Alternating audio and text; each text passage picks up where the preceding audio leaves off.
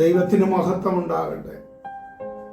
വീണ്ടും വരുന്ന കർത്താവായ യേശു ക്രിസ്തുവിന്റെ നിസ്തുല്യ നാമത്തിൽ ഏവർക്കും സ്നേഹവന്ദനത്തെ ഒരിക്കൽ കൂടെ അറിയിക്കട്ടെ. സദൃശവാക്യങ്ങൾ 4-ാം അധ്യായത്തിന്റെ അതിന്റെ 7-ാമത്തെ വാക്യം, ജ്ഞാനം തന്നെ പ്രധാനം, ജ്ഞാനം സമ്പാദിക്കാം, നിന്റെ സകല സമ്പാദ്യത്താലും വിവേകം നേടുക. ഇവിടെ ഉദ്ദേശിച്ചിരിക്കുന്ന ജ്ഞാനം എന്ന് പറയുന്നത് ഈ ലോകത്തിലെ നശിച്ചു പോകുന്ന ജ്ഞാനമല്ല, പ്രത്യുത ദൈവിക ജ്ഞാനത്തെ കുറിച്ചാണ്. വ്യക്തിപരമായ ദൈവിക ബന്ധമാണ് ദൈവിക ജ്ഞാനം ലഭിക്കുവാനായിട്ടുള്ളതായ മാർഗം.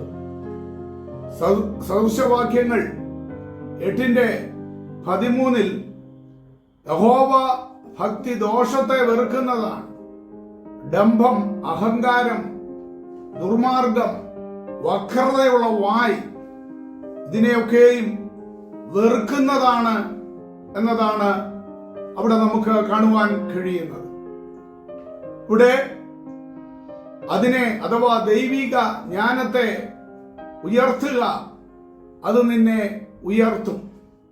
ദൈവത്തോടു കൂടെ വസിക്കുന്ന ഒരു ദൈവ പൈതലിനെ സംബന്ധിച്ചിടത്തോളം ദൈവം അവനെ ഏതൊരു സാഹചര്യത്തിൽ കൂടി അവൻ കടന്നു പോകേണ്ടി വന്നാലും അതെല്ലാം ദൈവത്തിന്റെ വഴികളായി, പാതകളായി, ഉയർച്ചകളായി അവനെ ഉയർച്ചയിലേക്ക് കൊണ്ടുപോകുന്നതാണ് നമുക്ക് കാണുവാൻ കഴിയുന്നത്. ഒരു ഉദാഹരണമാണ് യോസേഫിന്റെ അനുഭവം. തന്നെ തന്റെ സഹോദരന്മാർ വിറ്റു, ഒട്ടക്കണ്ണത്തിൽ എറിഞ്ഞു. പിന്നീട് താന് കടന്നു ചെന്ന ഭവനത്തിൽ, പൊത്തീഫറിന്റെ ഭവനത്തിൽ ഒത്തിരി തിക്തമായ അനുഭവങ്ങൾ തനിക്കുണ്ടായി.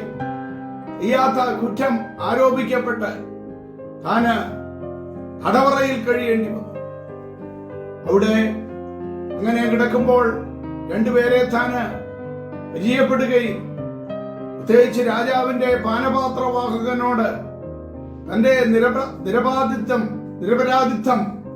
താൻ പറയുകയും, നീ ഇവിടെ നിന്ന് വിടിവിക്കപ്പെടുന്ന സന്ദർഭം ഏറ്റവും അടുത്തിരിക്കുന്നു, അങ്ങനെ നീ വിടിവിക്കപ്പെടുമ്പോൾ എന്നെ കൂടി ഓർക്കണമേ എന്ന് പറഞ്ഞെങ്കിലും പാനപാത്രവാഹകൻ തന്നെ മറന്നുപോയ ചരിത്രമാണ് യോസേഫിനോടുള്ള ബന്ധത്തിൽ നമുക്ക് കാണുവാനായിട്ട് കഴിയുന്നത്. എന്നാൽ പിന്നത്തേതിൽ രാജാവ് കണ്ടതായ സ്വപ്നം അത് വിവേചിക്കുവാനായിട്ട് ആർക്കും കഴിയാതിരുന്ന സാഹചര്യത്തിലാണ് പാനപാത്രവാഹകൻ ഓർമ്മ വന്നത്. താൻ തടവിലായിരുന്നപ്പോൾ തന്റെ സ്വപ്നം വിവേചിച്ചതിനനുസരണമായിട്ട് തന്റെ ജീവിതത്തിൽ ഉണ്ടായതായ ഉദ്ധാരണത്തെ കുറിച്ച് അവൻ ഓർക്കുകയും രാജാവിന്റെ സ്വപ്നം വിവേചിപ്പാൻ ശക്തിയുള്ള യോസേഫിനെ കുറിച്ച് രാജാവിനോട് പറയുകയും ചെയ്യുന്നത് നമുക്ക് കാണുവാൻ സാധിക്കുന്നുണ്ടല്ലോ. അതിൻ പ്രകാരം യോസേഫിനെ തടവറയിൽ നിന്ന് അവനെ ക്ഷൗരം ചെയ്യിച്ച് നല്ല വസ്ത്രമൊക്കെ ധരിപ്പിച്ച് രാജസന്നിധിയിലേക്ക് കൊണ്ടുവരികയാണ്.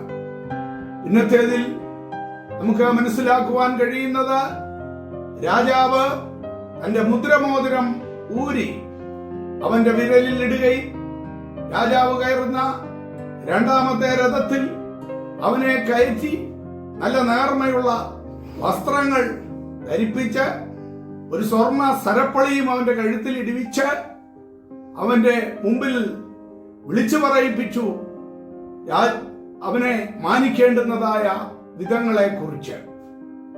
ഇവിടെ അങ്ങനെ രാജാവ് അപ്രകാരം ആ മിസ്രയീമിലെ ഒരു ശ്രേഷ്ഠ ഭരണാധികാരിയായി യോസേഫിനെ ഉയർത്തുന്ന അനുഭവം അവിടെ നമുക്ക് കാണുവാനായിട്ട് കഴിയുകയാണ്. ഓർക്കുക, ദൈവത്തിന്റെ വഴികൾ നമുക്കത് അഗോചരമാണ്. ഒരു പക്ഷെങ്കിൽ മനുഷ്യൻ താഴ്ത്തുവാനായിട്ട് നോക്കുന്ന വഴികളെല്ലാം ദൈവത്തിന്റെ ഉയർച്ചയുടെ, അവനെ ഉയർത്തുവാനുള്ളതായ വഴികളാണ്. പിന്നത്തേതിൽ നമുക്ക് കാണുവാനായിട്ട് കഴിയുന്നുണ്ട്. യോസേഫിന്റെ സഹോദരന്മാര് അവനെ വിറ്റുകളഞ്ഞതാണ് ഒരിക്കല്. എന്നാൽ മിസ്രയീമിൽ യോസേഫ് ഭരണാധികാരിയായിരിക്കുമ്പോൾ മിസ്രയീമിൽ ധാന്യമുണ്ട് എന്ന് കേട്ട് ആ കൊടിയ ദാരിദ്ര്യത്തിൽ യോസേഫിന്റെ മുമ്പിൽ അവർ ചെല്ലുകയും യോസേഫാണെന്ന് അവരറിയുന്നില്ല. എന്നാൽ പിന്നത്തേതിൽ അവരറിഞ്ഞപ്പോൾ അവർ വളരെ ലജ്ജിതരായി ഭയപ്പെട്ടു നിൽക്കുമ്പോൾ യോസേഫിന് പറയുവാനായിട്ട് ഉണ്ടായിരുന്നത്, എന്നെ അപ്രകാരം വിറ്റുകളഞ്ഞത് കൊണ്ട് നിങ്ങൾ വിഷമിക്കേണ്ട, വിഷാദിക്കുകയും വേണ്ട. ജീവരക്ഷയ്ക്കായി ദൈവം എന്നെ നിങ്ങൾക്ക് മുൻപായി അയച്ചതാകുന്നു എന്നുള്ള സാക്ഷ്യമാണ് യോസേഫ് അവരോട് പറയുവാനായിട്ട് ഇടയായി തീർന്നത്. അതേ ദൈവത്തിന്റെ മക്കളെ, ദൈവത്തോട് ചേർന്നിരിക്കുന്ന, ദൈവത്തോട് പറ്റിയിരിക്കുന്ന ദൈവത്തിന്റെ കുഞ്ഞുങ്ങൾ ഏതെല്ലാം പ്രതികൂല സാഹചര്യത്തിൽ കൂടി പോകേണ്ടി വന്നാലും, ആരെല്ലാം അവരെ ചവിട്ടിത്താക്കുവാൻ നോക്കിയാലും, ആ ചവിട്ടിത്താക്കുന്ന ആ ഓരോ ചവിട്ടും അത് ഉയർച്ചയുടെ പടികളാക്കി ഉയർത്തി ഉയർത്തി ദൈവം തന്റെ കുഞ്ഞുങ്ങളെ മാനിക്കുന്ന അനുഭവമാണ് യോസേഫിന്റെ ആയിരുന്നാലും, മൊർദെഖായിയുടെ ആയാലും, ദാനിയേലിന്റെ ആയിരുന്നാലും ഒക്കെ ചരിത്രങ്ങൾ പഠിക്കുമ്പോൾ നമുക്ക് കാണുവാൻ കഴിയുന്നത് ഏതൊരു ദൈവ പൈതലിന്റെയും അതെ ആ ദൈവിക ജ്ഞാനത്തോട് ചേർന്ന്, ദൈവത്തോട് ചേർന്ന് നമുക്ക് മുൻപോട്ട് പോകുവാൻ ഇടയാകട്ടെ. അതിനെ ഉയർത്തുക, അത് നിന്നെ ഉയർത്തും. അതിനെ ആലിംഗനം ചെയ്യുക, അത് നിന്നെ ആലിംഗനം ചെയ്യും. ആ ദൈവാഖരങ്ങളിലേക്ക് ഏൽപ്പിക്കാം. അവിടുന്ന് നമ്മെ അനുഗ്രഹിക്കുമാറാകട്ടെ.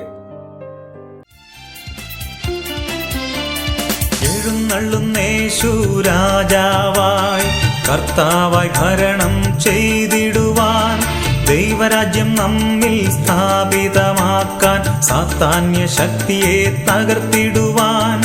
എഴുന്നള്ളുന്നേശു രാജാവായി, കർത്താവായി ഭരണം ചെയ്തിടുവാൻ, ദൈവരാജ്യം നമ്മിൽ സ്ഥാപിതമാക്കാൻ, സാത്താന്യ ശക്തിയെ തകർത്തിടുവാൻ.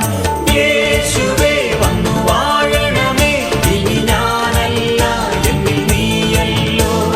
രാജാവേ വന്നു വാഴണമേ, ഇനി ഞാനല്ല എന്നിൽ നീയല്ലോ.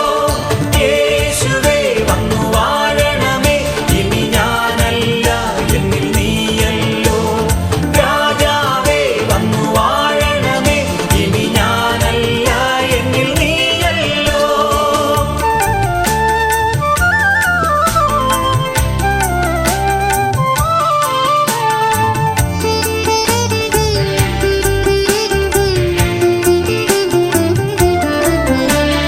രോഗങ്ങൾ മാറും, ഭൂതങ്ങൾ ഒഴിയും, ബന്ധനമെല്ലാം തകർന്നിടുമേ. കുരുടരും മുടന്തരും ചെകിടരുമെല്ലാം സ്വതന്ത്രമാകുന്ന ദൈവരാജ്യം. രോഗങ്ങൾ മാറും, ഭൂതങ്ങൾ ഒഴിയും, ബന്ധനമെല്ലാം തകർന്നിടുമേ. കുരുടരും മുടന്തരും ചെകിടരുമെല്ലാം സ്വതന്ത്രമാകുന്ന ദൈവരാജ്യം. യേശുവേ